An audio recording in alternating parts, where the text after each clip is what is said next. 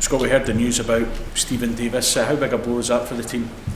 Yeah, huge on and off the pitch. I think he's such a key figure within the dressing room. Very innocuous when it happened for him, so we're obviously all devastated for him. But like these injuries, then you're hoping that we can rally round him and hopefully get him back as soon as possible.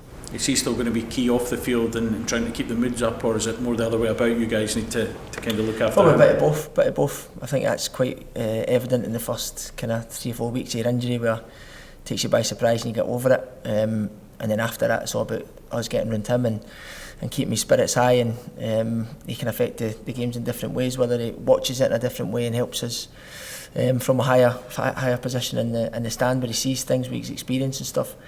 But as I say, key figure on and off the pitch for us, and we wish him a speedy recovery, obviously. Does that mean others have to then step up in terms of leadership roles? We know obviously there's the captaincy bit for others, but for you, do you look at it and say, right, let's be a leader, let's be an example?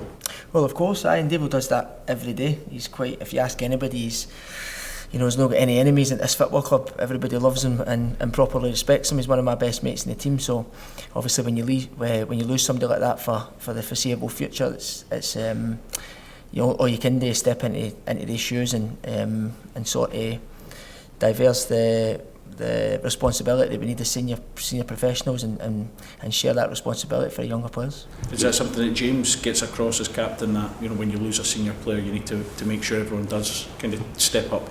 Of course you do. And as a captain that's what he does, but it's also human nature that when you feel something you need to speak, you need to voice your opinion, and that's something that we do quite freely at this football club as well.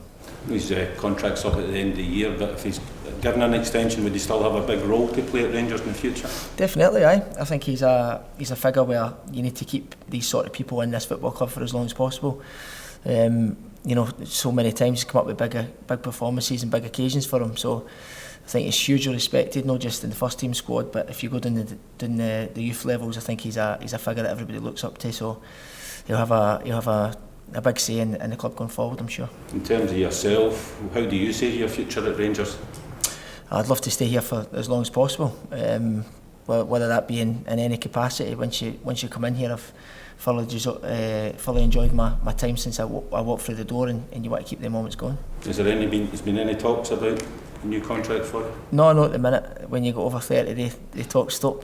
So that's just football and that's just life. You take it day by day, and if you get the opportunity and it works for everybody, then you're more than happy to stay. Would you expect to learn maybe late in the season, or leave it till late in the season before? Oh, aye, it'll be down the road. It'll be down the road.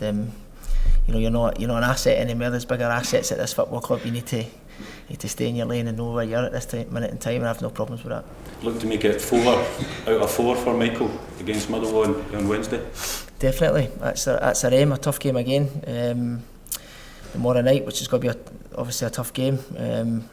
But we feel as if now that we're getting back to us, I think you're seeing that. I know it was a bit of a stop-start performance against Ross County, but there was elements in that performance to see where we're trying to go, keeping the ball in 5-10 passes and see if we can move it faster. I think we've certainly seen that Aberdeen in the first half, so we're hoping to do that tomorrow night again. Scott, you've been a bit of an impact sub coming off the bench in the last few games. Do you hope to get some more game time tomorrow? Aye, obviously that's all you want to do, is try and affect games in any way, whether that be from the start or whether that be from the bench. You just want to keep playing and coming up with big moments, and if I've called upon, I'll be ready to do so. How much confidence would the win tomorrow give you going into January? Well, it always does. Any wins at any time gives you momentum. Momentum is possibly the greatest thing you can have as a team. You try and keep that going for as long as possible. So, of course, if we win there, it'll be 4-4, and we'll keep rolling. Scott, you obviously played a big role when Michael Beale was here as a coach initially. How have you felt your role developed now he's here as a manager? Has anything changed, or has the message changed from Michael Beale? No, probably no. I think he kind of leaned on him, and the previous manager, Stephen Gerrard, probably leaned on the senior professionals more. He's certainly doing that again, obviously as a manager in this time around, but I don't think the messages have changed so much. I think the easiest thing to do for anybody is keep the messages as simple as possible. He's good at simplistic messages and keeping that as fluid as possible, so everybody's got no excuses when they don't perform. You can't knock on the door, and if you do perform, then you've done exactly what he's asked. This one from me, sorry, Nick. You speak there about clarity, Scott. Do you think that's helping the team to form a real identity under Michael Beale, clarity of messaging?